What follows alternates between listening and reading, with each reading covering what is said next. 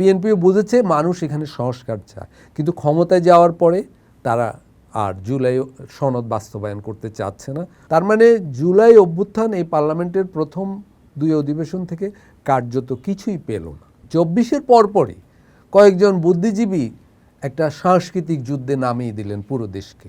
যে ইন্ডিয়ায় আমরা দেখছিলাম যে একজন বিধায়ক উনি বলছেন যে মুসলমানদের কারো কাছ থেকে কিছু কিনবেন না। আমি দেখলাম আমাদের এখানে একটা গ্রুপ তারা প্রকাশ্যে সমাবেশ করে বলতেছে যে হিন্দুদেরকে সামাজিকভাবে বয়কট করেন। তাহলে এই যে শ্রমিকরা যে শহীদ হলো, যাত্রাবাড়ির মানুষগুলো, আশুলিয়ার মানুষ, গাজীপুরের মানুষ শহীদ হলো, যে তাদের জন্য কি করলো এই সরকার?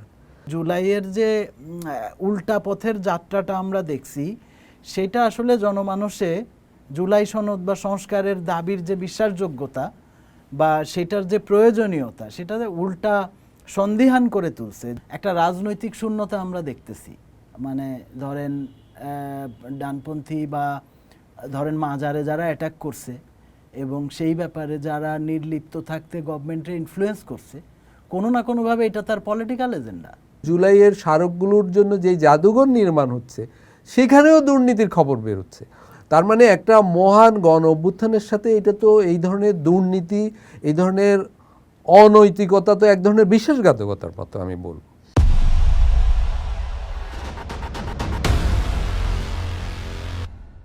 দ্য পোস্টের আজকের এই আলাপে আপনাদের স্বাগতম।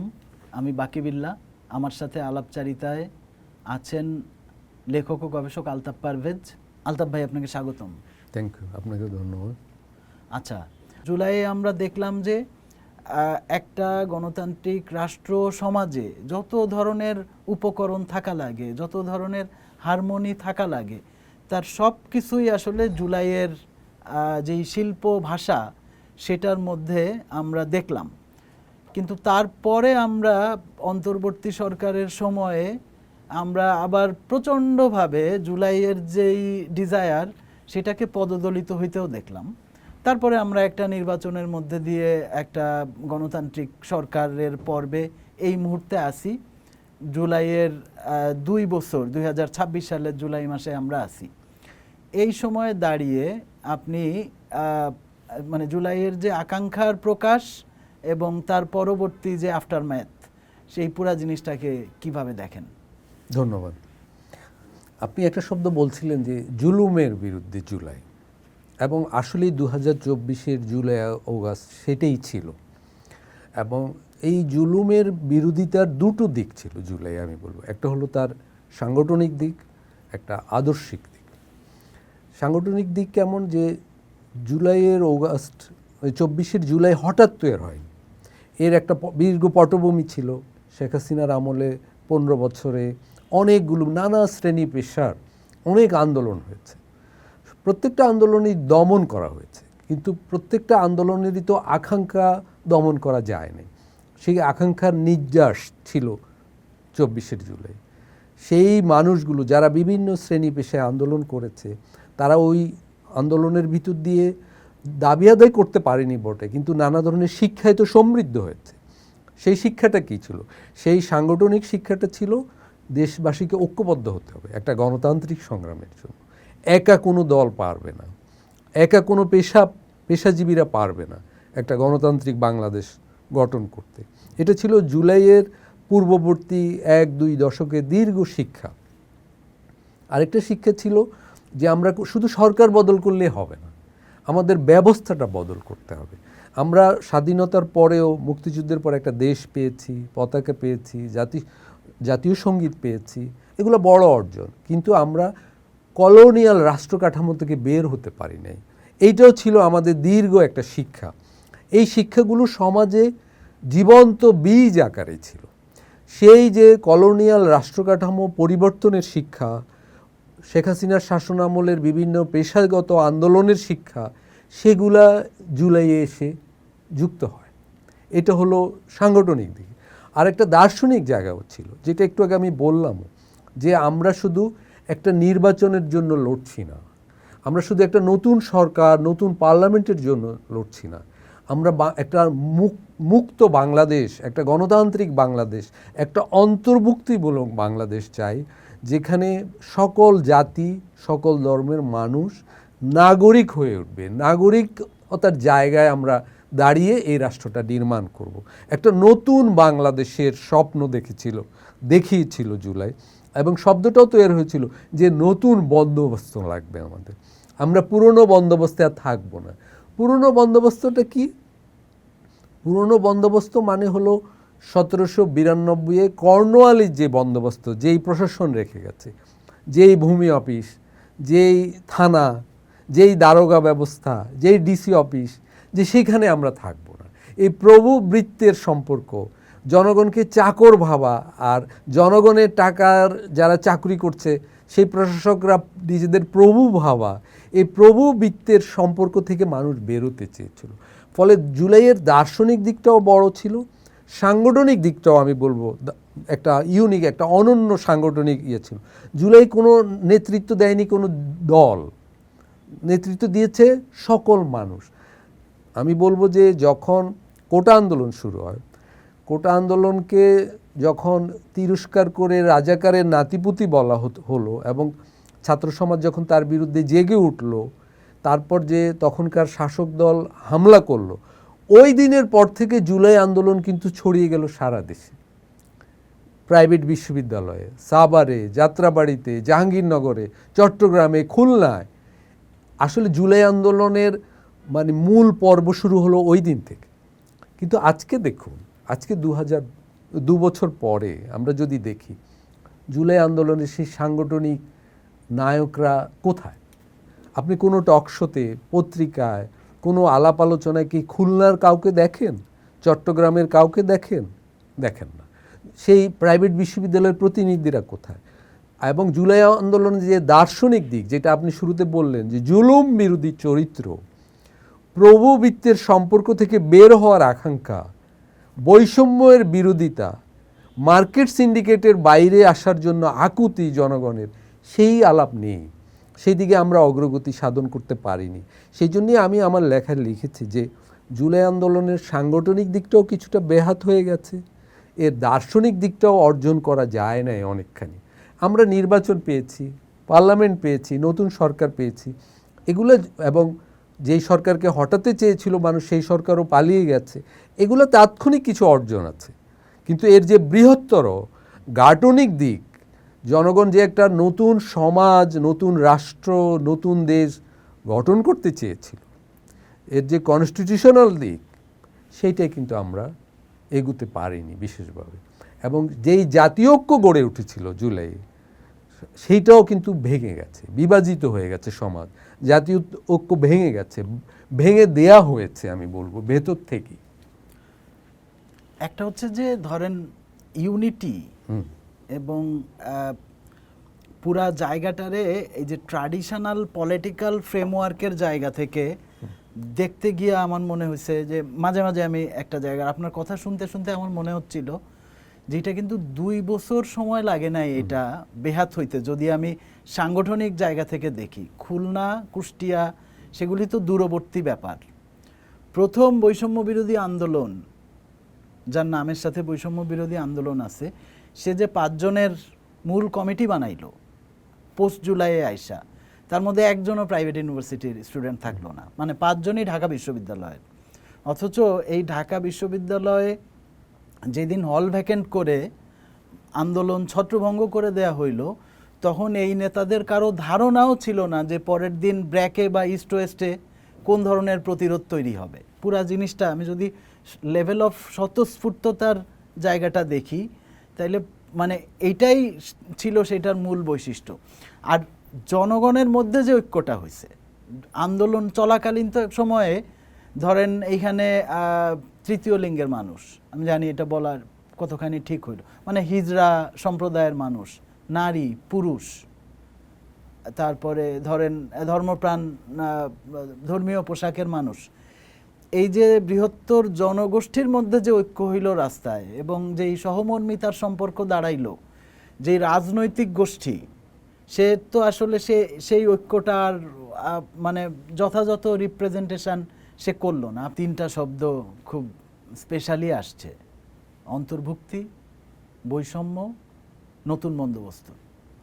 দেখেন রেটরিকের জায়গায় কিন্তু মানুষের মনের যা বাসনা সেটা কিন্তু আসলে আন্দোলনের ভেতরেই মানে পলিটিক্যাল রেটরিকে রূপান্তরিত হয়ে গেছে শব্দের মধ্যে দিয়ে। কারণ যারা নেতৃত্ব, যারা এর পরে লিড করতেছেন, তারা জানেন যে এই কথাগুলি আসলে আন্দোলনে একরকম ইশতেহারের মতো করে মানে খোদাই হয়ে গেছে, এটা না বলে তাদের উপায় নাই।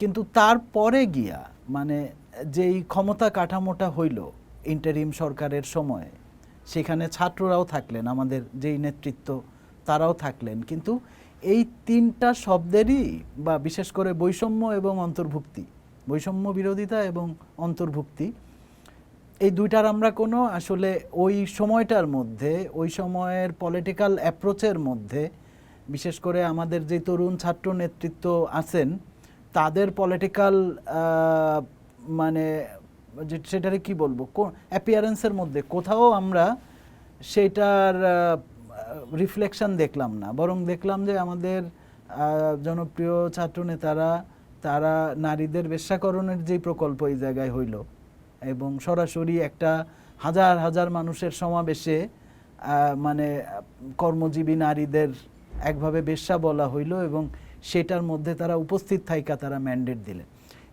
এইরকম একটা পরিণতির মধ্যে আমরা গেলাম। এবং দেখেন জুলাইয়ের যে জনতা, যে তার দায়িত্ব পালন করে ঘরে ফিরে গেছে, কিন্তু সে তো আর আসলে রোল প্লে করতেছে না, পরে রোল প্লে করতেছে কোনো না কোনোভাবে, মানে একটা নেতৃত্ব যেটা তৈরি হয়েছে। কিন্তু আমরা পরিষ্কার বুঝতে পারতেছি যে মানুষের মনে যা ছিল, মানুষ যেটা চাইছিল, সেটা তাদের রিফ্লেকশনের মধ্যে আসতেছে না।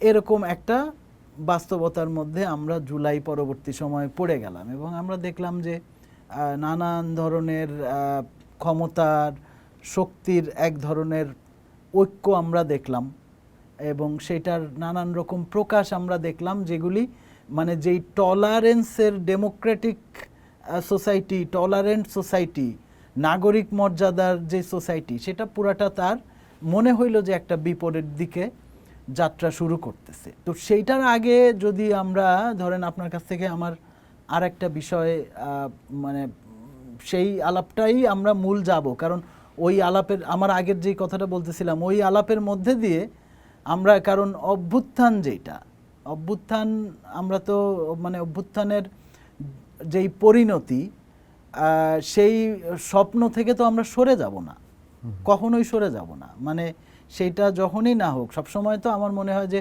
আর কি লেখা হয়েছিল গ্রাফিতিতে, মানুষ তার সামাজিক সত্তা কোন প্রকাশভঙ্গি নিয়ে দাঁড়াইছিল, এটা তো আসলে শেষ পর্যন্ত একটা গণতান্ত্রিক মানে যেটারে আমরা রাষ্ট্র সংস্কারের আমাদের যেই আকাঙ্ক্ষা, সেই পরিণতিতে না পৌঁছানো পর্যন্ত তো আমরা ওইটা থেকে সরে যাব না। গণ অভ্যুত্থানগুলো স্বতঃস্ফূর্তই থাকে, কিন্তু অভ্যুত্থান পরবর্তী এইটার যেই ক্ষমতা সম্পর্ক, সেটা দেখা যায় যে সংগঠিত রাজনৈতিক শক্তি বা রাজনৈতিক কল্পনা এবং মতাদর্শিক প্রস্তুতির উপর নির্ভর করে। আপনার বিবেচনায় জুলাই আন্দোলন যখন সংগঠিত হইল, এই জায়গা থেকে আমরা আসলে কোন অবস্থানে ছিলাম? মানে জুলাইয়ের জনগণের যেই বাসনা, সেটা যে রাজনৈতিকভাবে রূপায়িত হবে, এখানে যে একটা অন্তর্ভুক্তিমূলক সমাজের কাজ হবে, এইখানে যে বৈষম্য থাকবে না, বৈষম্য বিরোধিতা শুরু হবে। যেমন যদি আমরা দেখি যে একদম আন্দোলনের ঠিক পরপরই 2 জন গার্মেন্টস শ্রমিক পুলিশের গুলিতে শহীদ হইলেন, অথচ পুরা জুলাই জুড়ে রিক্সা শ্রমিক, গার্মেন্টস শ্রমিক তারা একটা ট্রিমেন্ডাস রোল প্লে করছেন। কিন্তু মনে হইল না যে শ্রমিকের এজেন্ডা এখানে খুব গুরুত্বপূর্ণভাবে, মানে জুলাইয়ের কোনো শক্তির মধ্যে সেটা গুরুত্ব পাইল না। আর মানে এই পুরা জায়গাটা কি সংগঠিত রাজনৈতিক শক্তিতে ওই অভাব, যেটা আসলে জুলাইয়ের যে জনতা, মানে তার যে আকাঙ্ক্ষা, সেটাকে অগ্রসর করে নিয়ে যাওয়ার? না, সেটা তো বটেই। আমাদের অনেকগুলো ব্যর্থতার ব্যাপার ঘটেছে জুলাইয়ের পর। দেখুন, আপনি যেটা বললেন যে শ্রমিকদের কথা, যখন ঢাকা বিশ্ববিদ্যালয়ে হামলা হলো এবং ঢাকা বিশ্ববিদ্যালয় বন্ধ হয়ে গেল, ছড়িয়ে পড়লো ঢাকা ইউনিভার্সিটির ছাত্ররা, আন্দোলন তখন ধারণ করলো চারপাশের প্রান্তিক সমাজের মানুষ। তখন খেয়াল করুন, যাত্রাবাড়ি হয়ে উঠেছিল আন্দোলনের লেনিনগ্রাদ। প্রাইভেট বিশ্ববিদ্যালয়ের ছাত্ররা রুখে দাঁড়াল উত্তরার দিকে, রামপুরায়, জাহাঙ্গীরনগরে। এবং আন্দোলনের শহীদদের তালিকা আপনি যদি দেখেন, অল্প দিনে এত মানুষের শহীদ হওয়া বাংলাদেশের ইতিহাসে বিরল, দক্ষিণ এশিয়ার ইতিহাসেই বিরল। সেই শহীদদের তালিকায় সবচেয়ে বেশি কারা? শ্রমজীবীরা। খেয়াল করুন, দোকানদাররা, ক্ষুদ্র ব্যবসায়ীরা, তাই তো? কিন্তু আন্দোলনের পর এই মানুষগুলোর কোনো প্রতিনিধিত্ব থাকলো না সরকার কাঠামোতে, তাদের কোনো প্রতিনিধিদের ডাকাও হলো না। এবং সমাজের যারা যেসব রাজনৈতিক দল ছিল, তারা সরকার গঠনে তো অংশ নিল, তারা সমাজের অন্য এরকম সকল পেশাজীবীর স্বার্থকে ঊর্ধ্বে তুলে ধরে অন্তর্ভুক্তিমূলক করা সরকারকে, সেটাও করলো না। মানে সম্পূর্ণ তো একটা কয়েকজন নাগরিক প্রতিনিধি, মূলত ছাত্র সমাজ যাদের পছন্দ করলো, তাদেরকে নিয়ে একটা সরকার গঠন করলো। ঠিক আছে, এই সরকারের কাছে জনগণের একটা প্রত্যাশা ছিল, ভরসা ছিল, বিশেষ করে বৈষম্য বিরোধী আন্দোলনের ছাত্র নেতাদের কাছে, যে তারা এবার একটা রূপান্তরে নেতৃত্ব দেবে। কিন্তু কি ঘটলো পরপর দেখুন, তখন আন্দোলনের সময় স্লোগান ছিল, ছাত্ররাই তো স্লোগান দিয়েছে যে ইসলামাবাদ নয়, দিল্লি নয়, ঢাকা ঢাকা। এর মানে কি? এই স্লোগানের ভিতর দিয়ে বোঝানোর চেষ্টা করা হয়েছে যে বাংলাদেশের স্বার্থটা মুখ্য হয়ে উঠবে, এখানকার সমাজের স্বার্থটা মুখ্য হয়ে উঠবে জাতীয় নীতি নির্ধারণ। সেরকম একটা সরকারই কিন্তু পরবর্তীকালে যুক্তরাষ্ট্রের সাথে অর্থনৈতিকভাবে দাসখদ্দ একটা চুক্তি করলো। আমি একটা উদাহরণ দিলাম আর কি। আন্দোলনের সময় হাজার হাজার তরুণী, ছাত্রী আন্দোলনে শরিক হয়েছে, শুধু ঢাকায় নয়। এমন নয় যে ঢাকা বিশ্ববিদ্যালয়ের ছাত্রীরা হল ভেঙে এসেছে রাত 12টায়, সেটা তো ঘটেছেই। মফস্বলের জেলাগুলায়, সেই পঞ্চগড়ে মেয়েরা পুলিশকে আটকে দিয়েছিল জুলুমের বিরুদ্ধে দাঁড়িয়ে। তো নারী সমাজের জন্য কি করলো এই সরকার? বা নারী সমাজের প্রতিনিধিদের নীতি নির্ধারণে কিভাবে নিয়ে আসলো? পারলো না, করলো না। বরং যেই নারী সংস্কার কমিশন হলো, তার বিরুদ্ধে সোহরাওয়ার্দী সমাবেশ হলো, ছাত্র নেতারা সেই সমাবেশে যে বক্তৃতা দিয়ে আসলেন। আদিবাসীরাও কিন্তু এই আন্দোলনে শরিক ছিল, কিন্তু আমরা দেখলাম মতিঝিলে আদিবাসী ছাত্রদের উপর নিপীড়ন হলো ভাষা প্রশ্নে। রাঙামাটিতে, হ্যাঁ, রাঙামাটিতে আদিবাসী ছাত্র মারা গেল, রায়টের নামে তাদের মারা হলো। সংখ্যালঘু 6-7 জন সংখ্যালঘু তরুণী শিশু এই আন্দোলনে কিন্তু শহীদ হয়েছে। 10 জন, হ্যাঁ 10 জন, মানে তালিকা নিয়ে আমার হিন্দুই 10 জন। হ্যাঁ, কিন্তু সংখ্যালঘুদের বাড়িঘরে হামলা শুরু হলো। সংখ্যালঘুদের মধ্যে যদি কেউ আওয়ামী লীগ করে থাকে, সংখ্যাগুরুদেরও তো আওয়ামী লীগ করেছে, সংখ্যালঘুদেরও কেউ করেছে, কিন্তু সেই সংখ্যালঘুদের অজুহাতে তো সমগ্র সংখ্যালঘুদের বাড়িঘরে হামলা হতে পারে না। অনেক বাড়িঘরে হামলা হলো। তার মানে এইভাবে নানাভাবে একটু একটু করে অভ্যুত্থানের যে মূল লক্ষ্য, দেখুন শেখ হাসিনার আমলে সংবাদপত্রের উপর ব্যাপক সেন্সরশিপ ছিল, দমনপীড়ন ছিল। তো এই আমলে তো সংবাদপত্র জগতের মানুষ ভেবেছে বাড়তি স্বাধীনতা, ন্যায্য স্বাধীনতা, কিন্তু এই আমলেই ঢাকার বুকে সংবাদপত্র অফিস জ্বালিয়ে দেওয়া হলো, ঘন্টার পর ঘন্টা সেই অফিস জ্বলতে থাকলো। তো এরকম প্রত্যেকটা খাত ধরে যদি আপনি দেখুন, সেগুলার কিছু হলো না। এই অন্তর্বর্তীকালীন সরকার আমলে, যেটা ছাত্রদেরই নিয়োগকৃত এবং যেই সরকারে ছাত্রদের প্রতিনিধিত্ব ছিল, সেই সরকারের দ্বারাই কিন্তু শ্রম বিষয়ক একটা সংস্কার কমিশন হলো, কিন্তু জাতীয় যে সনদ তৈরি হলো, সেখানে কিন্তু ওই শ্রম বিষয়ক কমিশনের কোনো সুপারিশ নেওয়া হলো না। তাহলে এই যে শ্রমিকরা যে শহীদ হলো, যাত্রাবাড়ির মানুষগুলো, আশুলিয়ার মানুষ, গাজীপুরের মানুষ শহীদ হলো, যে তাদের জন্য কি করলো এই সরকার? তো এই প্রশ্নগুলো 2 বছর পর তো আসতে হবে। আমি বলছি না যে জুলাইয়ের কোনো অর্জন নেই, অনেক অর্জন আছে, কিন্তু অনেক অনেক মানে অর্জনের চেয়ে আমি বলবো যে যা করা হলো না তার তালিকাই অনেক বৃহৎ। 15 বছর আগে শেখ হাসিনার শাসন আমলে গুম একটা বড় সমস্যা ছিল। রাজনীতি কর্মীদের, ভিন্ন মতাবলম্বীদের গুম করে ফেলা। আজকে যারা ক্ষমতায় বিএনপি, তারাই তো গুমের শিকার হয়েছে বেশি। আজকে যারা বিরোধী দল জামাত ইসলামী, শিবির, তারাই তো গুমের শিকার হয়েছে বেশি। সেই গুম নিয়ে যে এই অন্তর্বর্তীকালীন সরকার যে অধ্যাদেশটা করলো, সেটা কিন্তু সংসদে পাশ হলো। মানবাধিকারের একটা বিরাট সংকট আমাদের 50 বছর ধরেই সংকট। জুলাই আন্দোলনে পুলিশি নিপীড়নের বিরুদ্ধেই তো এই অভ্যুত্থানের বড় এই আলাপটা বিশেষ করে জুলাই সনদ এবং সংস্কারের আলাপ, সেই আলাপটা আমি একটা প্রশ্ন নিয়ে আপনার কাছে আসব পরে। এখানে আপনি আলাপ করতেছিলেন কথা প্রসঙ্গে বিষয়গুলি চলেই আসছে, কিন্তু আমরা যেইখানে ছিলাম, যে যেমন আপনি বাংলাদেশ পন্থা শব্দটা বলছেন, দিল্লি না ঢাকা, ইসলামাবাদ না ঢাকা, এবং উল্লেখ করছেন যে এখানে মার্কিন চুক্তি হয়েছে, কিন্তু আমাদের সাংসদদের মধ্যে এরকম 4 জন পাওয়া যায় নাই যারা একটা নোটিশ দেবেন, একজনও পাওয়া যায় যে সরকারি বিরোধী দল একমাত্র রুমিন ফারহানা এটা বলেছে, আলাপ হবে। কিন্তু এটা কিন্তু জুলাই সনদের মধ্যেই আছে যে কোনো বিদেশি রাষ্ট্রের সাথে চুক্তির ক্ষেত্রে এইটা মানে অবশ্যই সংসদে রেটিফাই হইতে হবে। এইটা জুলাই, কিন্তু যেই পয়েন্টে আমরা ছিলাম, আমরা সংস্কারের আলাপ একটা আমরা আলাদা করে একটু করার চেষ্টা করব যে কিভাবে এটা ইললেজিটিমেট হয়ে গেল নাগরিক সমাজ এবং ইসের জায়গা থেকে, সার্বিক একটা সমাজের ভেতর থেকে যেই সরকারের উপর যেই চাপ থাকার দরকার ছিল। এখন এইটার একটা কারণ যেটা আমরা আগে আলাপ করতেছিলাম, হয়তো যে সব কিছু মিলায় জুলাইয়ের যে উল্টা পথের যাত্রাটা আমরা দেখছি, সেটা আসলে জনমানসে জুলাই সনদ বা সংস্কারের দাবির যে বিশ্বাসযোগ্যতা বা সেটার যে প্রয়োজনীয়তা, সেটা উল্টা সন্দিহান করে তুলছে যে এটার মধ্যে দিয়ে আমরা আসলে কোনো পথে পৌঁছাইতে পারবো কিনা, এটা একটা সংকট। আমি জাস্ট আপনার আগের আলাপের রেফারেন্স ধরে আমার মনে হয়েছে যে একটা দুইটা কথা বলার দরকার।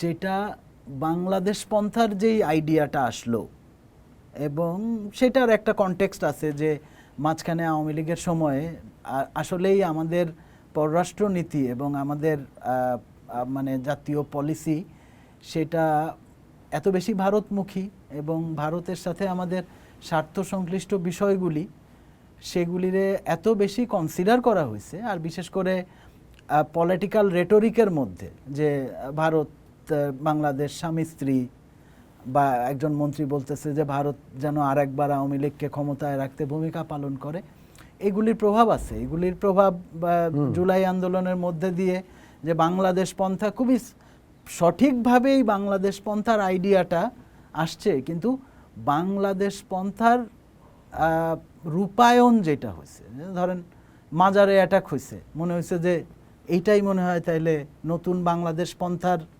অভিব্যক্তিটা কি, মাজারে হামলা। নতুন বাংলাদেশ পন্থার অভিব্যক্তি হচ্ছে যে আচ্ছা নারীকে আরও ডিহিউম্যানাইজ করা। নতুন বাংলাদেশ পন্থার এখন এইগুলি আমাদের জন্য সংকট, কারণ আমরা জুলাইয়ের সংস্কারের যে আকাঙ্ক্ষা, আমরা তো আসলে সেইটারে নিয়ে আগাইতে চাই। সেটার নিয়ে আগাতে চাই মানে ধরেন আমাদের হাতে তো এখন এইটাই আছে। কথার কথা যে কখনো না কখনো তো রাষ্ট্রকে গণতান্ত্রিক করার, কারণ আমাদের ক্ষমতা কাঠামোটা এরকম যে এর ভেতরে এখন আমাদের একটা নির্বাচিত সরকার আছে, কিন্তু তার অগণতান্ত্রিক হয়ে ওঠা বা দমনমূলক হয়ে ওঠা বা পুরনো তরিকা অনুসরণ করে আবার এক ধরনের ফ্যাসিস্ট হয়ে ওঠার অনেকগুলি গুণাগুণ কার্যকারণ সেগুলি এই ব্যবস্থাটার ভেতরে আছে। যদি ইনস্টিটিউশন ডেভেলপ না করে তাইলে তো আমাদের এই শঙ্কাটা সবসময় থাকবে।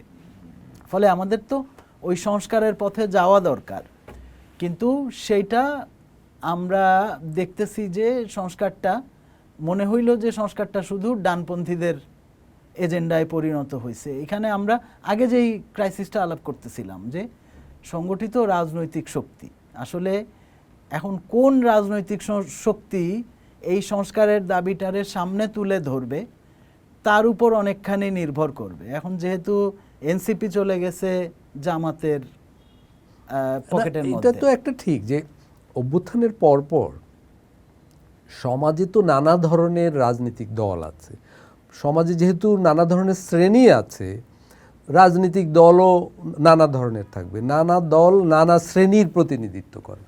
অভ্যুত্থানের কাফেলায় আমি বলবো মানে নিম্নবিত্ত মানুষের প্রতিনিধি, মধ্যবিত্তের প্রতিনিধি বেশি ছিল, উচ্চবিত্ত সমাজেরও প্রতিনিধি ছিল।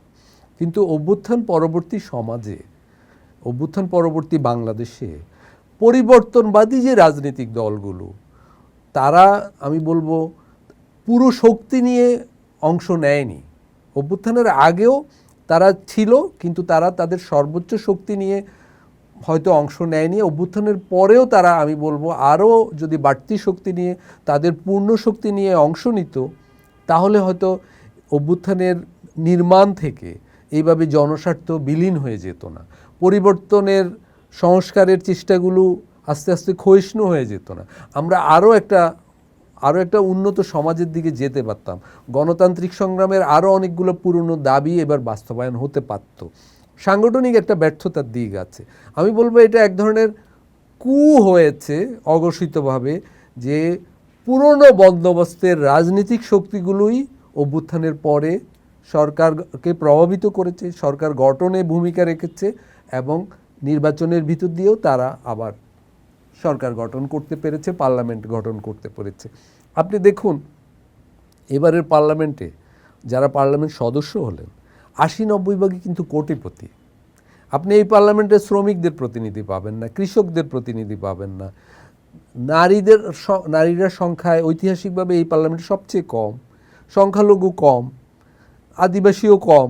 তার মানে ওই যে অভ্যুত্থানের যে অন্তর্ভুক্তিমূলক লক্ষ্য, আরও গণতান্ত্রিক হয়ে ওঠা বাংলাদেশের যে বাসনার কথা আপনি বললেন, সেইটা থেকে পিছু হটে গেল। তো পরবর্তী একটা সুষ্ঠু নির্বাচন হয়েছে, বৈধ নির্বাচন হয়েছে, প্রশংসিত নির্বাচন হয়েছে, কিন্তু এই নির্বাচনের প্রক্রিয়ায় কোটিপতিদের পার্লামেন্ট একটা হয়ে গেছে।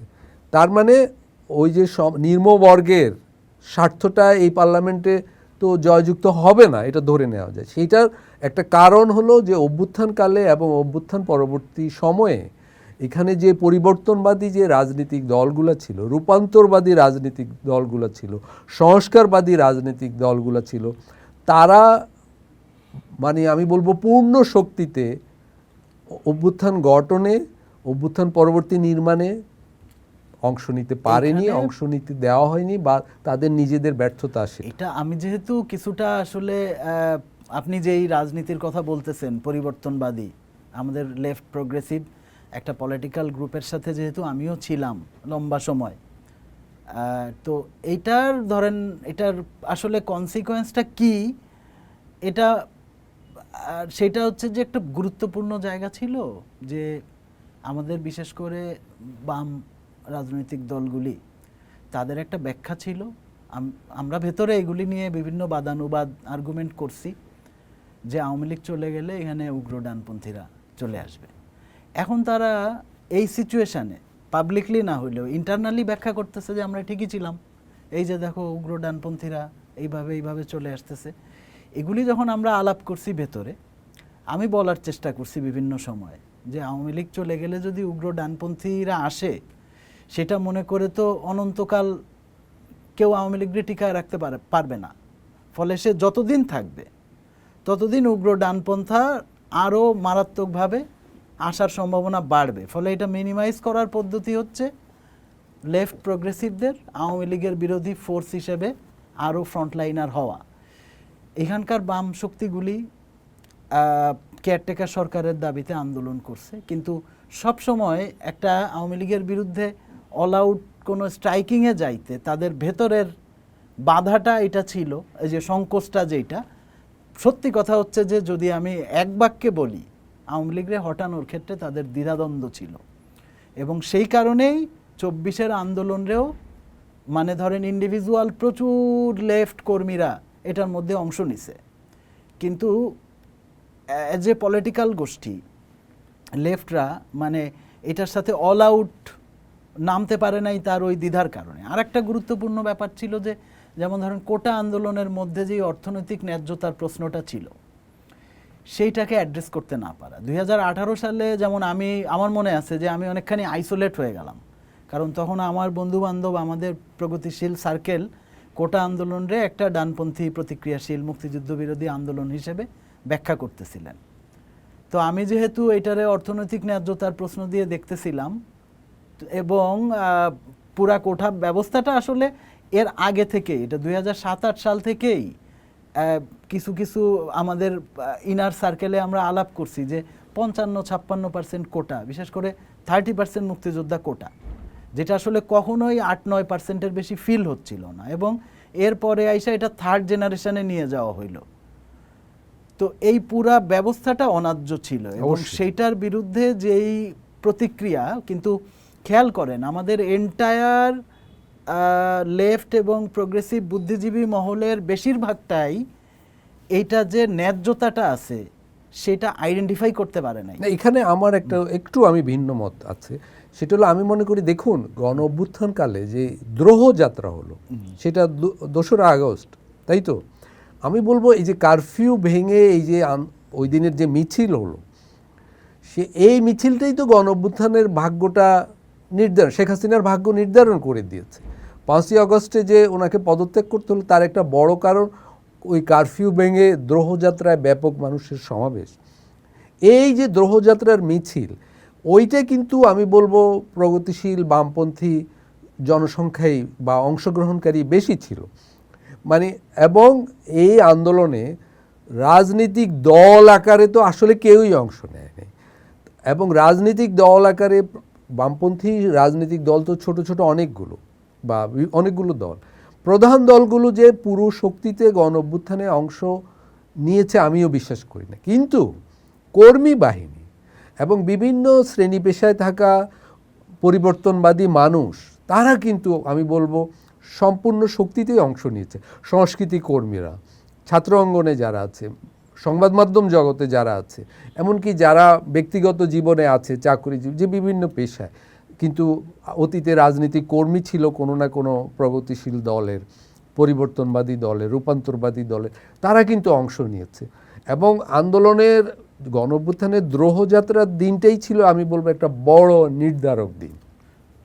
কিন্তু আপনার এটা সঠিক, আমি বলবো যে অভ্যুত্থানের একদিন চূড়ান্ত মুহূর্তে বা আগে থেকেও, এবং বিশেষ করে আমি বলবো অভ্যুত্থানের পরপর, গণ অভ্যুত্থানের পরপর দল আকারে বামপন্থী দলগুলো তাদের পূর্ণ শক্তিতে যদি অংশ নিত তাহলে আরও অনেক ইতিবাচক পরিবর্তন আমরা দেখতে পেতাম। এরকম মব হতো না, শ্রমজীবীদের পক্ষে, মধ্যবিত্তের পক্ষে আরও অনেক গণতান্ত্রিক রূপান্তর আদায় করা যেত।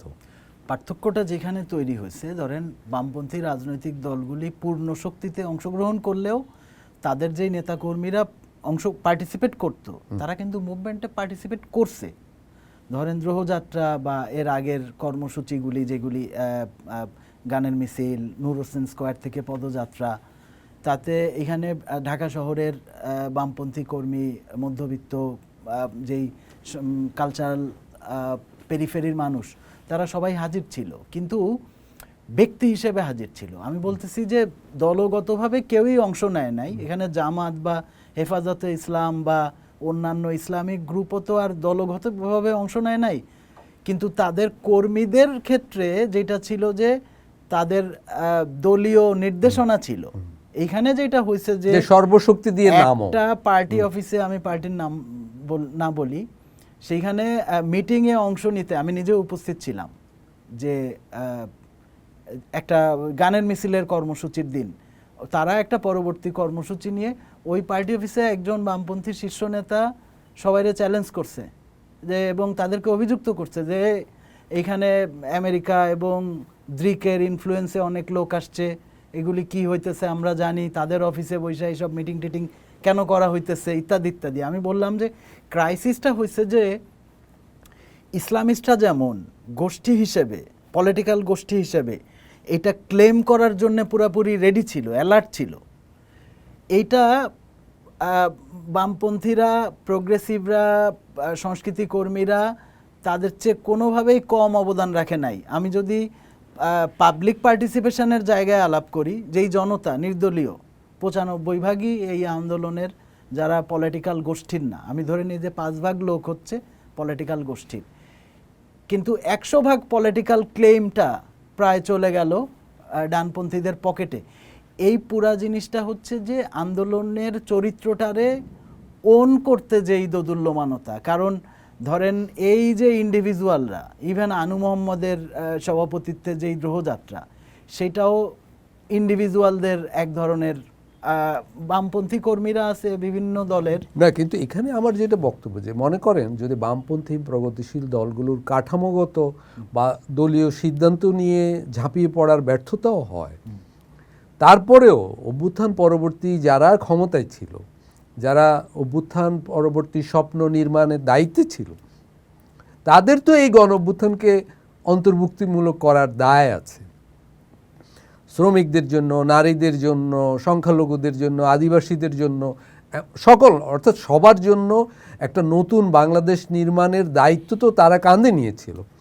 তারা তো মব করার জন্য দায়িত্ব নেয় নাই, তারা তো খুব সংবাদপত্র অফিস জ্বালিয়ে দেওয়ার দায়িত্ব মানে শুধু চেয়ে চেয়ে দেখার জায়গায় ছিল না।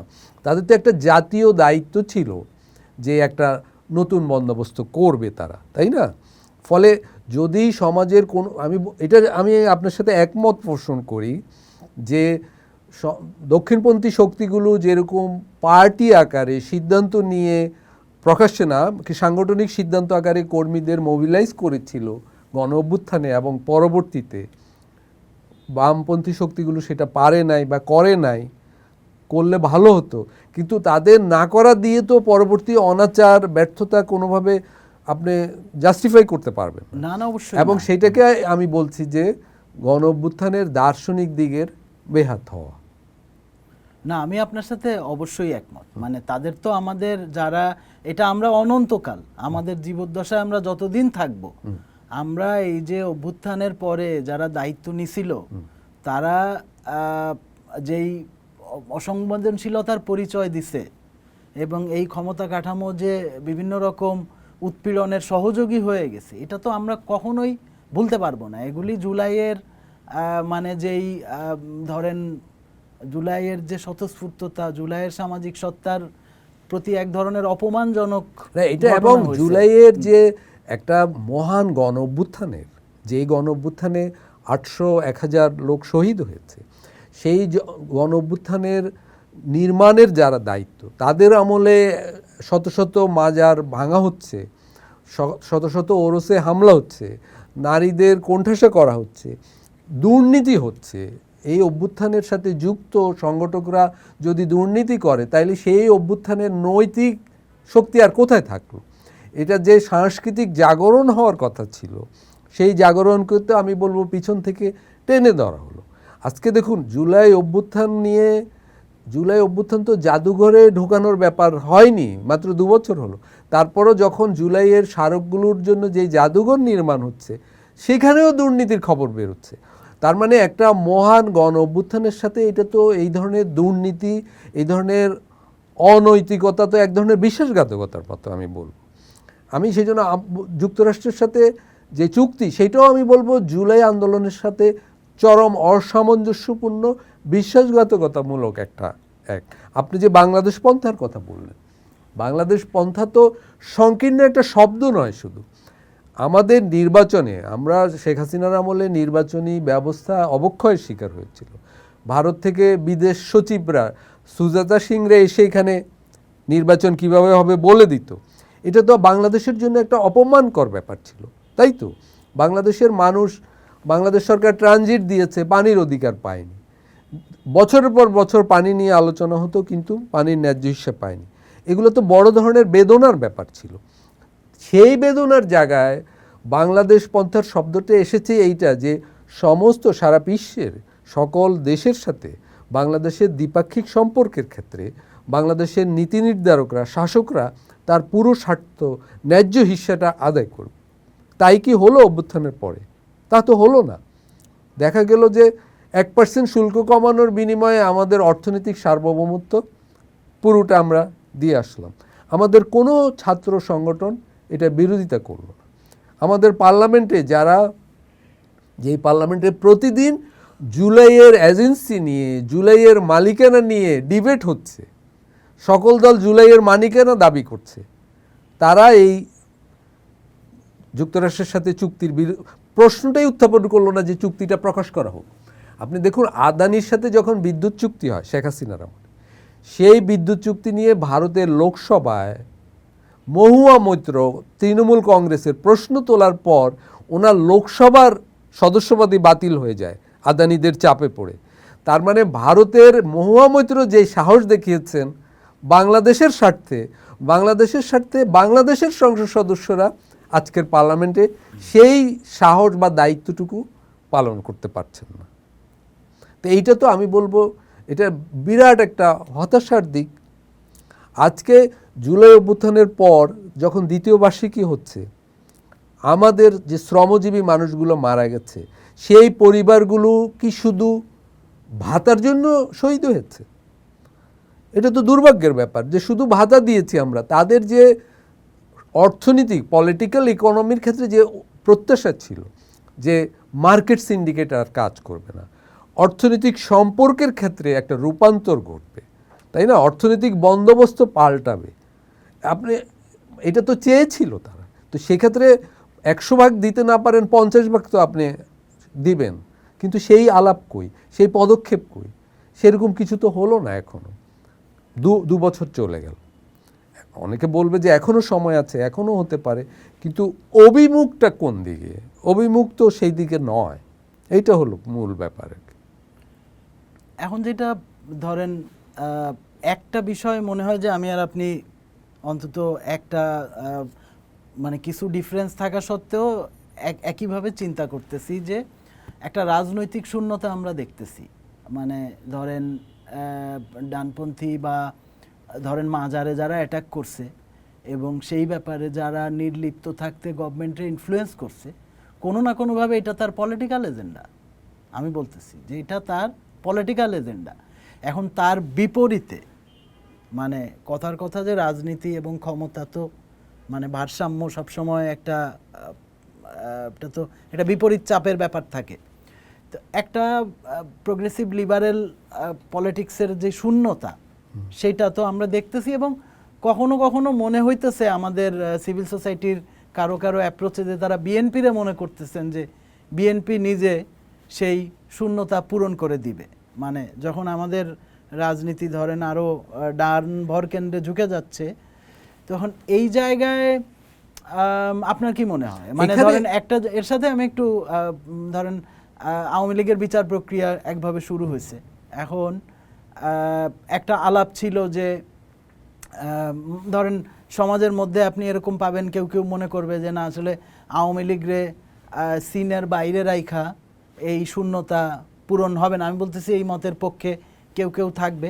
আবার ওভারঅল আওয়ামী লীগ এবং তার পুরো যেই গোষ্ঠী, তার মধ্যে জুলাইয়ের যেই ব্রুটালিটি এবং তাদের যেই 15-16 বছরের যেই দমন পীড়নের শাসন, যেই অপরিসীম দুর্নীতি, টাকা পাচার, মানে এই পুরা জিনিসটা নিয়ে যেই কোনো ধরনের রিয়ালাইজেশন দেখতে পাওয়া বা কোনো রিকনসিলিয়েশনের চেষ্টা, সেটা কোনো জায়গা থেকেই আমরা সেটা দেখতেছি না। মানে এইটা মানে পলিটিক্যাল সিনারিওটা সামনে কোন দিকে যাবে আপনার কি মনে হয়? আপনার দুটো প্রশ্ন, যেহেতু একটা হলো যে প্রকৃতই গণ অভ্যুত্থানকে সংস্কারমুখী, পরিবর্তনমুখী নতুন বন্দোবস্তের দিকে নিতে সাংগঠনিক রাজনীতিক দিকে করণীয়টা কী ছিল, কি হয় নাই বা কী হওয়া প্রয়োজন, এইটা আমি আগে আলাপ করতে চাই। নেপাল এবং শ্রীলঙ্কার প্রেক্ষাপটটা আমরা নিতে পারি বিবেচনার জন্য। বাংলাদেশের আগে শ্রীলঙ্কা গণ অভ্যুত্থান হয় আর বাংলাদেশের পরে নেপালে হয়। 3 দেশেই কিন্তু নির্বাচন হলো, কিন্তু 3 দেশের প্রাপ্তি বা অভ্যুত্থান পরবর্তী ঘটনাবলী কিন্তু একরকম নয়। ওরা কিভাবে করেছে, যেমন শ্রীলঙ্কায় আমাদের এখানে অন্তর্বর্তীকালীন সরকার হলো, শ্রীলঙ্কায় একটা অন্তর্বর্তীকালীন সরকার হলো, নেপালেও হয়েছে।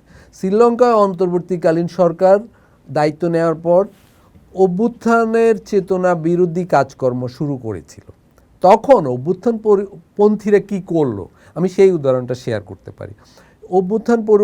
অভ্যুত্থানের সাথে যুক্তরা তখন বিভিন্ন গ্রামে গঞ্জে ছড়িয়ে পড়লো, নানা পেশায় তারা সংগঠিত হওয়া শুরু করলো এবং বিভিন্ন পেশাজীবী সংগঠন অভ্যুত্থানের চেতনার জায়গায়, আমাদের এখানে যেমন রাষ্ট্র সংস্কার হলো অভ্যুত্থান পরবর্তী কি ওয়ার্ড, শ্রীলঙ্কায় হলো সিস্টেম চেঞ্জ।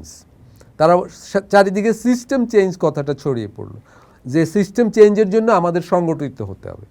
2 বছর অভ্যুত্থানের কর্মীরা কাজ করলো। জেভিপি যেই দলটা এখন ক্ষমতায়, তারা কিন্তু শ্রীলঙ্কার খুব ছোট একটা দল। আরেকটা ছিল ফ্রন্টলাইন সোশ্যালিস্ট পার্টি, আরও ছোট দল।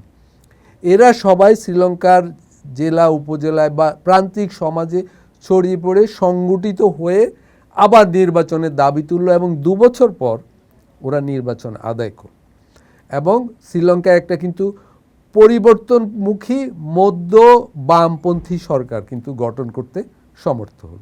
তাহলে অভিজ্ঞতাটা কি, যে তৃণমূলে ছড়িয়ে পড়ো, মানুষকে অভ্যুত্থানের চেতনায় পরিবর্তনের দাবিতে পরিবর্তনের এজেন্ডায় সংগঠিত করো। ওই কাজটা ওরা 2 বছর ধরে করলো এবং তার ফসল ঘরে তুলল। আপনি পরের প্রশ্নের উত্তরে যাওয়ার আগে এটা আমি একটু আমাদের আগের আলাপের সাথে একটু লিঙ্ক করতে চাই।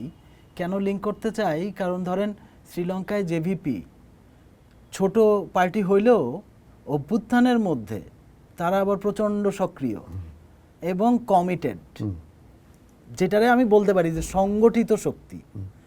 এখন পুরা অভ্যুত্থানের মধ্যে ধরেন আমাদের প্রোগ্রেসিভ লিবারেল লেফটদের বড় একটা গোষ্ঠীর উপস্থিতি দেখলেও এর মধ্যে কোনো সংগঠিত শক্তি এবং কোনো এজেন্ডা, পলিটিক্যাল এজেন্ডা, যে আচ্ছা অভ্যুত্থানের মধ্যে দিয়ে আমরা অভ্যুত্থান এজমালি বা সবার, কিন্তু আমি অ্যাজ এ পলিটিক্যাল ফোর্স এই অভ্যুত্থানের মধ্যে দিয়ে কোন অ্যাচিভমেন্টের প্রক্রিয়ায় যাব, এটা একদম, আমি যেহেতু ভেতরে ছিলাম, এটা শতভাগ অনুপস্থিত। আমি এখানে নেপালের অভিজ্ঞতা দিলে আপনি বুঝবেন, নেপালে একদম ভিন্ন ঘটনা। নেপালে যারা অভ্যুত্থান করলো, বাংলাদেশের পরেই হলো এবং বাংলাদেশের মতো করেই হলো, তারা অভ্যুত্থানকারী তরুণ সমাজ এক ধরনের রাজনীতিকভাবে অসংগঠিত ছিল। তারা করলো কি, যে অভ্যুত্থানের পর এখন তো নির্বাচন হবে, তাহলে আমাদের অভ্যুত্থানের লক্ষ্য বাস্তবায়ন করতে হলে আমাদের নির্বাচনে বিজয়ী হতে হবে, কিন্তু আমাদের তো কোনো রাজনৈতিক দল নাই। তখন তারা সমস্ত নানা ধরনের গোষ্ঠী, গ্রুপ, অ্যাক্টিভিস্ট গ্রুপ, সাংস্কৃতিক কর্মী, মিডিয়া গ্রুপ, যারা অভ্যুত্থানপন্থী, যারা অভ্যুত্থানের চেতনা ধারণ করে, তারা সবাই একটা পুরো ছোট অল্প দিন আগে গঠিত একটা দল ছিল স্বতন্ত্র পার্টি, ওকে বলল আমরা সবাই মিলেই তোমাদের দলে যুক্ত হব এবং ওরা বালেন শাহকে নিয়ে আসলো নেতা হিসাবে। অর্থাৎ তারা একটা পার্টি গঠন করল নির্বাচনকে লক্ষ্য করে, যে আমরা অভ্যুত্থানের এজেন্ডা বাস্তবায়ন করতে হলে আমাদের এভাবে ইন্ডিভিজুয়াল স্বতন্ত্র আকারে থাকলে হবে না, বিচ্ছিন্ন থাকলে হবে না, আমাদের একটা নতুন পার্টি গড়ে তুলতে হবে, একটা রাজনৈতিক দল লাগবে, আমরা নির্বাচনে অংশগ্রহণ করব, নির্বাচনের মধ্য দিয়ে আমরা পরিবর্তনের চেষ্টা করব। এবার তারা একটা স্বতন্ত্র পার্টি করলো এবং আপনি জানেন নির্বাচনের ভিতর দিয়ে ব্যাপক সংখ্যাগরিষ্ঠতা নিয়ে তারা সরকার গঠন করলো। সরকার গঠনের পরে তারা সংস্কারের 100টা কর্মসূচি, ওই দিনই যেদিন সরকার গঠিত হলো সেই দিনই 100টা পয়েন্ট তারা ঘোষণা করলো এবং একটা টাইম বেঁধে দিল, সময় বেঁধে দিল প্রত্যেকটা সংস্কারের জন্য, যে কতদিনের ভিতর আমরা করব। নেপালে কিন্তু খুব তরুণদের মন্ত্রিসভা এবং মন্ত্রিসভা ওরা ছোট করে ফেললো, 18 জনের মন্ত্রী পরিষদ নেপালে এখন, এবং তারা 100টা টার্গেট নিয়ে এগোচ্ছে। এখনও বড় অর্জন হয় নাই, মাত্র 6টা লক্ষ্যে ওরা সমাধা করেছে, আরও 94টাই বাকি। কিন্তু এই যে চেষ্টা আপনি বললেন, যেটা যে শ্রীলঙ্কায় সংগঠিত একটা রাজনৈতিক দল ছিল অভ্যুত্থানের ভিতর, নেপালে রাজনৈতিক দল আকারে সংগঠিত ছিল না আমাদের মতোই, কিন্তু অভ্যুত্থানের পরে তারা সংগঠিত হলো। দুটো মডেলই আমাদের সামনে আছে সফলতার। বাংলাদেশে কোনোটাই হলো না, আপনি এটা বলেছেন, এবং করণীয় কি এটাই তো আপনি বলতে চাচ্ছেন। আমি বলবো যারাই মনে করে জুলাই গুরুত্বপূর্ণ, জুলাই প্রয়োজন ছিল, অনিবার্য ছিল, এবং জুলাইয়ের যে ইশতেহার গ্রাফিতিগুলোতে যেটা আমরা পাই, তখনকার তরুণ তরুণীদের স্লোগানে যেটা পাই, যে আকাঙ্ক্ষা, যে একটা গণতান্ত্রিক বাংলাদেশ লাগবে, এই পুরনো রাষ্ট্র কাঠামো দিয়ে চলবে না, এই কেন্দ্রীয় প্রশাসন ব্রিটিশ আমলের প্রশাসন দিয়ে আমাদের চলবে না, আমাদের নতুন স্থানীয় সরকার লাগবে, আমাদের নারীদের মানে আরও অধিকতর পার্টিসিপেশন লাগবে, আরও অধিকার লাগবে, আমাদের আদিবাসীদের সংখ্যালঘুদের আরও জাতীয়ভাবে আরও সম্পৃক্ত করতে হবে অধিকারের ক্ষেত্রে। এরকম লক্ষ্যগুলো যারা প্রয়োজনীয় মনে করে, যারা মনে করে জুলাইয়ের লক্ষ্যগুলো অর্জিত হয় না এবং অর্জন করতেই হবে, সেই আকাঙ্ক্ষাগুলো তো আছে সমাজে, হয়তো অর্জিত হয় না কিন্তু বিলীন হয়ে তো যায় না। এগুলোকে যারা জরুরি মনে করে তাদের আমি বলবো সমাজে রাজনীতির কাজে সামিল হতে হবে, তাদের সংগঠিত হতে হবে, তাদের নিজেদের সাংগঠনিক ক্ষমতা সমাবেশ শক্তি বাড়াতে হবে। এছাড়া জুলাইয়ের লক্ষ্য অর্জনের আর কোনো পথ নাই। আরেকটাই ঘটতে পারে এটার বিকল্প হিসাবে, একটা আরও দক্ষিণ দিকে বাংলাদেশ যেতে পারে। দক্ষিণ দিক বলতে আমি কি বোঝাচ্ছি সেটাও ব্যাখ্যা দিতে চাই। দক্ষিণপন্থা বলতে আমি বোঝাতে চাই যারা মনে করে, দেখুন বাংলাদেশের মুক্তিযুদ্ধের লক্ষ্য কী ছিল? সাম্য, মৈত্রী, মানবিক মর্যাদা। যারা মনে করে সাম্যের প্রয়োজন নাই, সমাজে যেভাবে এখন বৈষম্য চলছে, একদল লোক সম্পদ সংগ্রহ করছে, আরেক দল লোক বঞ্চিত হচ্ছে, নিঃস্ব হচ্ছে, যারা মনে করে এইটা চলুক, এইভাবেই সমাজটা চলুক, এইটাকে আমি বলি এক ধরনের দক্ষিণপন্থা। যারা মনে করে নারী পুরুষ সম্পর্ক এখন যেভাবে আছে, যেখানে 300 আসনের পার্লামেন্টে 5-10 জন নারী থাকবে এবং নারীদের নির্বাচনে সরাসরি ভোটেও অংশগ্রহণ করতে দিব না, ভূমি অধিকার দিব না, আদিবাসীদের এইভাবেই রাখবো, আমরা সংখ্যালঘুদের এইভাবেই কোণঠাসা করে রাখবো, সমাজে শ্রমজীবীদের এইভাবেই বঞ্চিত রাখবো। পরিবর্তন বিমুখ যেই রাজনৈতিক আদর্শ, সাম্য বিরোধী যে রাজনৈতিক আদর্শ, বিভাজনবাদী যে রাজনৈতিক আদর্শ, সহিংসতাবাদী যে রাজনৈতিক আদর্শ, মবপন্থী যে রাজনীতি, এগুলোকে আমি বলছি দক্ষিণপন্থা। যারা ভিন্ন মতাবলম্বী মিডিয়াকে পুড়িয়ে দিতে চায়, সেটাকে আমি বলছি দক্ষিণপন্থী। এই দক্ষিণপন্থার চলতে থাকবে যদি পরিবর্তনবাদীরা, গণতন্ত্রপন্থীরা সংগঠিত না হয়। যেটা আপাতত আমরা দেখছি অভ্যুত্থানের 2 বছর পরে, পরিবর্তনবাদী রাজনৈতিক শক্তিগুলো দুর্বল, সংস্কারপন্থীরা দুর্বল, সমাজে বাড়ছে ওই যেটা বললাম দক্ষিণপন্থার প্রভাব। এখন বিএনপি একটা মধ্যপন্থী দল, মানুষ বিএনপিকে ভোট দিয়েছে, তার মানে বাংলাদেশের মানুষ একটা মধ্যপন্থী কিন্তু সংস্কারপন্থী সরকার দেখতে চায়, সংস্কার চায়। বিএনপি 31 দফা দিয়েছে কিন্তু আগে, ও গণঅভ্যুত্থানের আগেই। তার মানে বিএনপিও বুঝেছে মানুষ এখানে সংস্কার চায়, কিন্তু ক্ষমতায় যাওয়ার পরে তারা আর জুলাই সনদ বাস্তবায়ন করতে চাচ্ছে না। গণভোটের অবস্থান থেকে 31 দফার মধ্যে যেই সব সংস্কারের তারও কিছু দেয় নাই, তার একটা জিনিসও বাতিল করছে, যেটা তার 31 দফাতেও ছিল, যে সুপ্রিম কোর্টের সচিবালয়। মানে তারা এখন সংস্কারের জায়গা থেকে সংস্কারের দিকে এগুচ্ছে না, এটাই তো বাস্তব। কারণ তাদের উপর কোনো চাপ নেই, এবং তাদের যারা পার্লামেন্টে গেছে এরা হলো কোটিপতি, এরা হলো স্থিতিশীলতার পক্ষে, পুরনো ব্যবস্থা এরা ভালো করেছে, আয় রোজগার ভালো করেছে, সেই কেন নতুন ব্যবস্থায় যাবে? এটা তো খুবই স্বাভাবিক। যে পুরনো ব্যবস্থায় সফল, প্রভাব বিস্তার করেছে, প্রভাবশালী হয়েছে, সে আরেক নতুন ব্যবস্থা তো চাইবে না। তাহলে এরকম অবস্থায় যারা নতুন বন্দোবস্তের কে প্রয়োজনীয় মনে করে তাদের সংগঠিত হওয়া প্রয়োজন। কিন্তু সেইটাই হলো আগামী বাংলাদেশের চ্যালেঞ্জ। না হলে বাংলাদেশ দক্ষিণপন্থার দিকেই যাবে, এটাই বাস্তবতা। আমি আপনি পছন্দ না করতে পারি, কিন্তু এইটাই তাই হলো বাংলাদেশের অভিমুখ। আপনি যখন দক্ষিণপন্থার কথা বলতেছিলেন, এবং যে মূলত স্ট্যাটাস কোটা, নারী প্রশ্নে, মাইনরিটি প্রশ্নে যারা একই রকম রাইখা দিতে চায়, কিন্তু সেইটাও যদি ধরেন কথার কথা এক্সিস্টিং আমাদের এইখানে এমন ধরনের দক্ষিণপন্থী মতাদর্শ আমরা দেখতেছি, যেটা এই স্ট্যাটাস কো ভাঙিয়ে দিয়ে এটারে আরও নির্যাতনমূলক এবং আরও নিপীড়নমূলক জায়গায় নিতে চায়। যেমন প্রকাশ্যে আমরা দেখতেছি কোনো একটা গ্রুপ বলতেছে, এটা আমরা অনেকখানি, যে ইন্ডিয়ায় আমরা দেখছিলাম যে একজন বিধায়ক উনি বলছেন যে মুসলমানদের কারো কাছ থেকে কিছু কিনবেন না। আমি দেখলাম আমাদের এখানে একটা গ্রুপ, তারা প্রকাশ্যে সমাবেশ করে বলতেছে যে হিন্দুদেরকে সামাজিকভাবে বয়কট করেন, তাদের দোকান থেকে কিছু কিনবেন না, তাদের সাথে ব্যবসাপাতি করবেন না। তারপরে এই যে প্রকাশ্যে আমাদের এর আগে যেটা হয়েছে যে ধরেন জঙ্গিবাদ এবং উগ্রবাদ এগুলি নিয়ে কিছু মিসইউজ হয়েছে, এটা আওয়ামী লীগের সময় এটা আমরা জানি, এটা 2015 সালে যখন ব্লগার কিলিং হয় এবং সেইটার সাথেও আমরা গভর্নমেন্ট এবং তার এজেন্সির কানেকশানের কিছু সূত্র জানি এবং গভর্নমেন্টের প্রযোজনায় এই জায়গায় জঙ্গিদের বিকশিত করা হয়েছে, দু একটা নাটকও সাজানো হইতে পারে, কিন্তু সেইটাকে কেন্দ্র করে এন্টায়ার উগ্রবাদ এবং জঙ্গিবাদরে যে নাটক বলার চেষ্টা করা, ইভেন এই 6 জনরে অ্যারেস্ট করা হয়েছে মাঝখানে, যাদের একজন এক্সপ্লোসিভের করতেছে টেস্ট কেস, সেগুলির ভিডিও করছে দা হাতে নিয়ে এবং তারা বিভিন্ন জায়গায় জায়গায় এক্সপ্লোসিভের পরীক্ষা করতেছে, ফাটায় শর্ট রেঞ্জের এক্সপ্লোসিভ।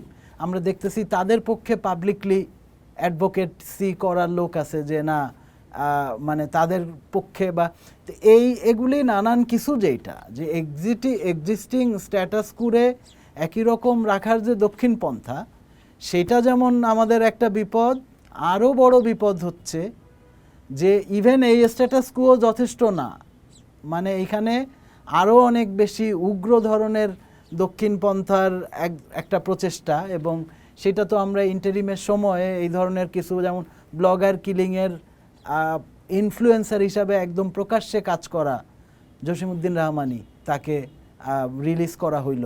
এবং এই যে বাস্তবতাটা আপনি যেটা বললেন, সেটা হচ্ছে যে গণঅভ্যুত্থানের পরপর অনেক গণঅভ্যুত্থানের ব্যানার তো ছিল একটা বৈষম্য বিরোধী সমাজের স্বপ্ন। সেই স্বপ্নের সমাজে কিন্তু সকল মতাদর্শের মানুষ কিন্তু সামিল হলেন, এবং সামিল হলেন একটা কমন আকাঙ্ক্ষা থেকে, একক স্বপ্ন থেকে, যে আমাদের যার যার অনেক লক্ষ্য আছে, পছন্দ আছে, কিন্তু একটা গণতান্ত্রিক বাংলাদেশ যেখানে সবাই আমরা নাগরিক হিসাবে নাগরিকতার অধিকারটা পাবো। এটাকে যদি আমরা মিনিমাম জায়গা বলি, সেই জায়গায় একটা জাতীয় ঐক্য গড়ে উঠলো কিন্তু 24-এ। কিন্তু 24-এর পরপরই কয়েকজন বুদ্ধিজীবী একটা সাংস্কৃতিক যুদ্ধে নামিয়ে দিলেন পুরো দেশকে। নানা গোত্রে ভাগ হয়ে তারা পরস্পরের বিরুদ্ধে সাংস্কৃতিক বিভাজনের রাজনীতিটা ছুড়ে দিলেন জনসমাজে। এই জনসমাজে ভাঙন ঘটলো। এর সাথে প্রবাসী ইনফ্লুয়েন্সাররা ছিলেন। হ্যাঁ, প্রবাসী ইনফ্লুয়েন্স মানে এই দেশ বিদেশে থাকা বাংলাদেশি বুদ্ধিজীবীরাই একটা সমাজে ঐক্যের জায়গাটা, জুলাইয়ের ঐক্যের জায়গাটা ভেঙে দিলেন। এর ফলে কি হলো? এর ফলে বিদেশিরাও যারা বাংলাদেশের দক্ষিণপন্থার বিকাশ চায়, তারাও এখানে জ্বালানি জোগালো। সেই জায়গায় দাঁড়িয়েই ওই দক্ষিণপন্থার সমস্যাটা তৈরি হলো বাংলাদেশে, যেটা আপনি বলছেন। আমি বলবো সেটাও আমি বলবো গণঅভ্যুত্থান পরবর্তী নির্মাণের একটা ব্যর্থতার দিক আর কি। এবং এই ব্যর্থতা থেকে যদি বের হতে না পারে, দেখুন বাংলাদেশ একটা ছোট দেশ, আমাদের মানুষ অনেক, আমাদের অর্থনীতি এখনও খুব বেশি সবল হয়নি, আমাদেরকে একটা বৈশ্বিক সমাজে তো আমাদের টিকে থাকতে হবে।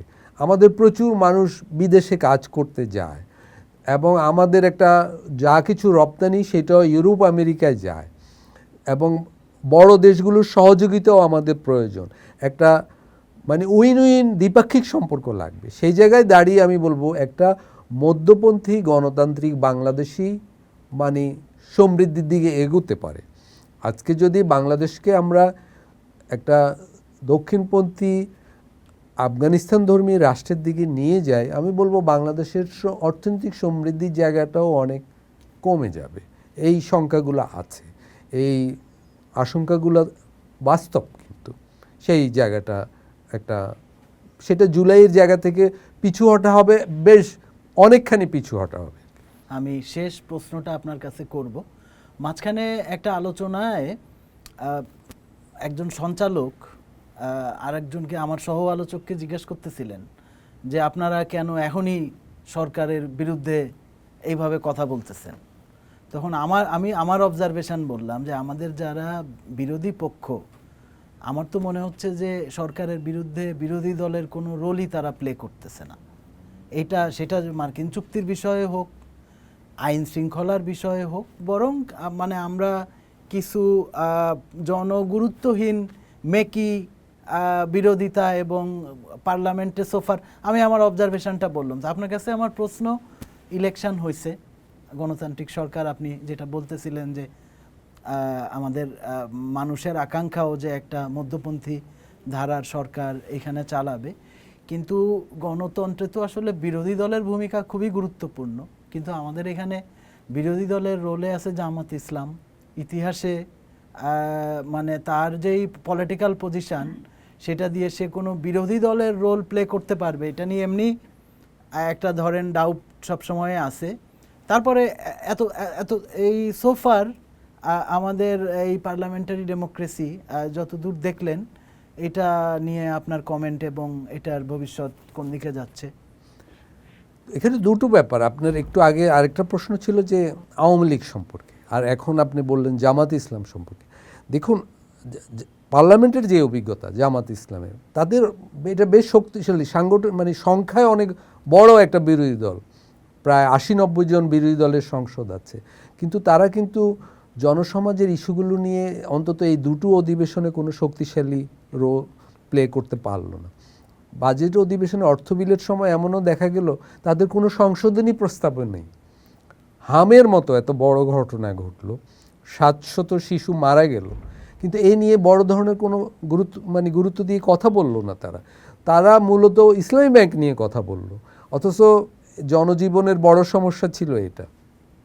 অর্থাৎ দলীয় বিবেচনার বাইরে তারা যে সমগ্র বাংলাদেশের বিরোধী দল, তারা চাপ দিয়ে যে সরকারি দল থেকে জুলাই অভ্যুত্থানের প্রত্যাশাগুলো বাস্তবায়ন আদায় করবে, সেই জায়গায় কিন্তু তারা কোনো শক্তিশালী ভূমিকা রাখতে পেরেছে অন্তত 2 মাসের অভিজ্ঞতায় আমরা দেখিনি। বরং অধিকাংশ সরকারি দলের সাথে তারা গুরুত্বপূর্ণ ইস্যুগুলো তারা একমতই পোষণ করেছে, এবং সরকারি দল এবং বিরোধী দল উভয়ে 24-71 এই বাইনারিতে বিতর্ক করে করে দুটো অধিবেশন কিন্তু পার করে দিয়েছে, যেটা পার্লামেন্টে করার কোনো না কিন্তু যেখানে জরুরি ছিল। দেখুন, এই পার্লামেন্টের মালিক কে? এই পার্লামেন্টের মালিক তো জুলাই অভ্যুত্থানের শহীদরা। তারা শহীদ হলো বলেই, জুলাই আন্দোলন হলো বলেই তো একটা সুষ্ঠু নির্বাচন হলো। মানে বর্তমান পার্লামেন্টের আমি বলবো প্রথম দুটি অধিবেশনেরই তো প্রধান দায়বদ্ধতা ছিল জুলাই অভ্যুত্থানের প্রতি, শহীদদের প্রতি, এবং সেই দায়বদ্ধতায় তাহলে করণীয় কী ছিল? করণীয় ছিল গণভোটের মাধ্যমে যে বিষয়গুলো সংসদের সামনে এসেছে, যে সংবিধান সংস্কার করার, সেই বিষয়ে একটা ফয়সালা করা। সেই বিষয়ে ভিন্নমত থাকতে পারে সরকারি দল বিরোধী দলের, কিন্তু সেই বিষয় ভিন্ন মতের কারণে পুরো জুলাই সনদ, পুরো গণভোটের পুরো ব্যাপারটাই তো এখন নাই হয়ে গেল। তার মানে জুলাই অভ্যুত্থান এই পার্লামেন্টের প্রথম 2 অধিবেশন থেকে কার্যত কিছুই পেল না। এইটা একটা হতাশার দিক আমি বলবো। এখনও সময় আছে, এটা সত্য, কিন্তু লক্ষণটা উৎসাহব্যঞ্জক নয়। জুলাই অভ্যুত্থানের 2য় বার্ষিকী আমরা পালন করছি তখন কিন্তু আমাদের হাতে উদযাপন করার মতো কিছু নেই, কোনো অর্জন নেই। অন্তর্বর্তী সরকার গেল, নতুন সরকারেরও 2টো অধিবেশন গেল, 5 মাস গেল, কিন্তু আমরা বলতে পারছি না যে এই 2 সরকার মিলে আমাদের অভ্যুত্থানের পক্ষে এই জিনিস দিয়েছে, এটা আমরা পেলাম না। এবং এরকম একটা সময়ে উভয় দল আবার রাজনীতির মাঠে উচ্ছ্বসিত হলো আওয়ামী লীগকে নিয়ে, যেটা আপনিও বললেন। দেখুন, আওয়ামী লীগ তো 15 বছর 8 মাস ক্ষমতায় ছিল, দীর্ঘ সময়। তার জনগণকে যা দেওয়ার জনগণ তো দেখেছে, সেটা এমন জনগণ অস্থির হয়ে আবার তার শাসন দেখার জন্য কিন্তু অপেক্ষা করছে না। এবং আমি বলবো, ফিরে আসার জন্য যে স্বচ্ছতা দরকার, যে জবাবদিহিতা দরকার, যে অনুশোচনা দরকার, তার কিছু কিন্তু এখনও আওয়ামী লীগ বলতে পারেনি।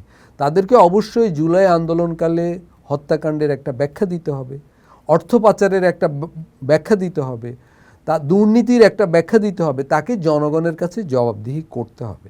এবং দুর্ভাগ্যের ব্যাপার হলো অন্তর্বর্তীকালীন সরকার ওই সুযোগটা কেড়েই নিয়েছে। দেখুন, নেপালে এবং শ্রীলঙ্কায় গদিচ্যুত সরকারকে জনগণ ভোটে অংশ নিতে দিয়েছে, জনগণই তাকে পানিশমেন্ট করেছে। শ্রীলঙ্কায় রাজাপাকসাদের দল 2% ভোট পেয়েছিল প্রেসিডেন্ট নির্বাচনে, অর্থাৎ রাজনীতিকভাবে জনগণই তাকে শায়েস্তা করেছে।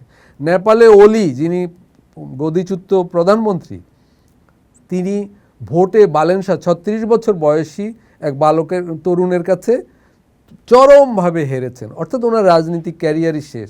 অর্থাৎ জনগণকে যদি শাস্তি দিতে সুযোগ দেওয়া হতো, জনগণ বাংলাদেশেও এইভাবেই শাস্তি দিত, কিন্তু দুর্ভাগ্যের ব্যাপার জনগণকে এখানে অংশ নিতেই দেওয়া হয়নি। প্রশাসনিক সিদ্ধান্তে আসলে কোনো রাজনৈতিক শক্তিকে নিষিদ্ধ করে রাখা যায় না। গেলে বাংলাদেশে জামাত ইসলামকেই নিষিদ্ধ করে রাখা যেত, কিন্তু জামাত ইসলামকে বহুবার নিষিদ্ধ করা হয়েছে, সে তো রাজনৈতিকভাবে সংগঠিত হয়েছে।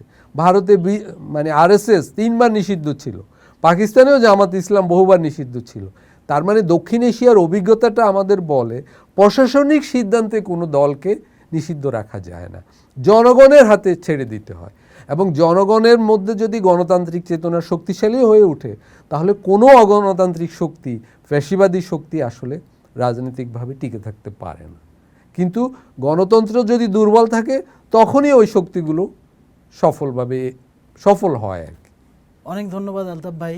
আপনি আজকে আমার মনে হয় যে জুলাই নিয়ে 2 বছর পরে জুলাইকে যেভাবে দেখা দরকার, মানে জুলাইয়ের ডিজায়ারের আসপেক্টে, এবং সেটাকে একটা রাষ্ট্র সংস্কারের পরিণতিতে নিয়ে যাওয়ার জন্য সেরকম অনেকগুলি গুরুত্বপূর্ণ আলাপ আজকে আপনার কাছ থেকে পাওয়া গেল। আশা করি এই আলাপ আমাদের পলিটিক্যাল স্পেকট্রামে এটা একটা ইম্প্যাক্ট রাখবে। আপনাকেও ধন্যবাদ, আপনিও অনেক কথা বললেন। আসলে জুলাই আন্দোলনের সক্রিয় সংগঠক হিসাবে আপনার অভিমত থেকেও আমি অনেক কিছু জানলাম। ধন্যবাদ, আবার পরে কখনো আলাপ হবে এগুলো নিয়ে। জুলাই আন্দোলনের 2 বছর পূর্তিতে জুলাইকে ফিরে দেখার আজকের এই দীর্ঘ আলাপচারিতায় আমাদের সাথে ছিলেন আলতাফ পারভেজ, লেখক ও গবেষক। আপনারা যারা এই আলাপে আমাদের সাথে ছিলেন, আপনাদের সবাইকে ধন্যবাদ।